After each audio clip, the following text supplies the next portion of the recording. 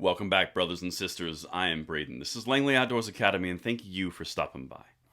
Alright guys, the content that we're going to talk about tonight, unfortunately, I had to send you off into the weekend on the wall, on the watch, on the guard for our freedoms, because Pelosi's outed again, and those House Democrats, you know how they like to do. But there's something going down. There's been the AWB pushed out of nowhere back into the House floor. Now, the announcement is it'll be voted on next week, and make sure that you guys are subscribed, that notification bell is on so we can keep you apprised of this situation. However, there's something deeper going on here, and per usual, everything's going to be linked in the description box below, and please watch this whole video all the way to the end. I'm going to make it as concise as I can, but this is what I believe is going on, because there's a lot of things that don't make sense on the surface, so we're going to dive a little bit deeper. Like I said, everything will be linked in the description box below. I look forward to hearing if you guys agree or disagree with me in the comments. I'm going to say a quick word from our sponsor who made the videos this week possible, and then we're going to hit it. I cannot wait to hear what you guys think. Now, I know a lot of you out there like to repair and upgrade your own guns. If you're looking for a way to take your hobby to the next level, Sonoran Desert Institute can help. The online programs at SDI cover armor courses, gunsmithing, ballistics, woodworking and finishes, shooting sports management, and more. Plus, tools and materials are shipped directly to your door. It's never been a better time to get an education that you can actually use on the job, so what are you waiting for? Visit the link in the description box below, and thank you to SDI for making the videos this entire week possible. But now let's dive into the big news. About 8:30, 7:50 this morning, we started getting these types of things come through. You got things from Reuters, U.S. House panel to consider assault weapons ban next week. You had places like USA News, you had places like The Hill, House to move toward vote on assault weapons ban. U.S. House panel to consider assault weapons ban next week. So clearly someone made an announcement, and that person is a very high-waisted individual named Jerry Nadler. All right, so let's see what he's up to.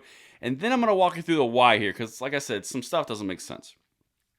House Democrats will soon vote to move an assault weapons ban to the floor, making the first time in decades that Congress has put lawmakers on record barring the popular firearms. Keep that in mind. Putting them on record. The bill in question that I'm about to walk you through, I'm going to show you everything, and it's linked. This has been in the actual House record and has already been in the Judiciary Committee for over a year now. So why pull it out now, especially when the Senate has zero appetite to even pick this up? That's what we're going to talk about, because that's where the why comes in.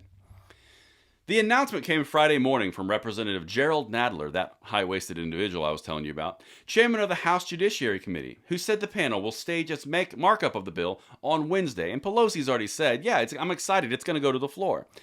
But check this out. This is who actually made it.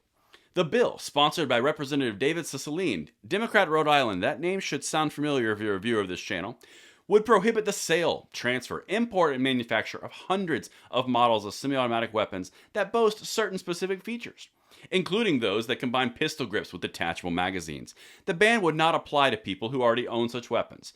So I've got the link for the bill down there, but essentially this is a assault weapons ban, and anything that falls into assault weapons would be anything with a detachable magazine and semi-automatic fire, essentially hunting rifles, ARs, pistols, all the goodies. But like I said, that's just what the high level is.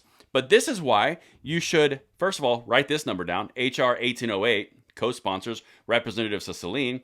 But that guy might strike a chord. This is what he said about a month ago. We covered it on this channel. This is the guy putting forward a bill that the House is about to vote for. Check this out. Spare me the bullshit about constitutional rights. Spare me the BS about constitutional rights, says an individual who has taken an oath to uphold the Constitution. And then he puts forward this bill, and it has 211 co-sponsors, all of which are Democrats. That's so weird. Oh, sorry, we can't hear that again. Check this out. This is where we start to getting into the why. This is the political aspect of this. It's unclear when or if the bill would come to the floor after it passes through the Judiciary Committee as expected. The ban is wildly popular among House Democrats.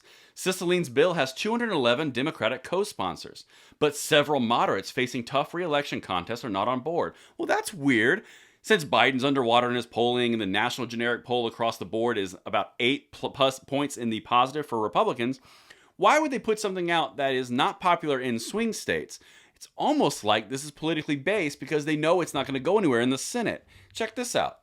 Still, liberal Democrats have been clamoring for a vote, if only to get Republicans on a record opposing a concept that has widespread popular support. Again, no it doesn't. We've covered the support on this channel. And Speaker Nancy Pelosi, Democrat California, said on Thursday promoting the ban has an effective public safety measure while suggesting the Democrats have the votes to pass it on the floor. Well, if they pass it on the floor, but it's not going anywhere in the Senate, what's the point? Right now, I'm going to pull you up something that we covered last week or earlier this week. This is the polling from Gallup, most recently in the midpoint of June. It says that the second most important feature that voters are focusing on is gun policy, right behind the economy.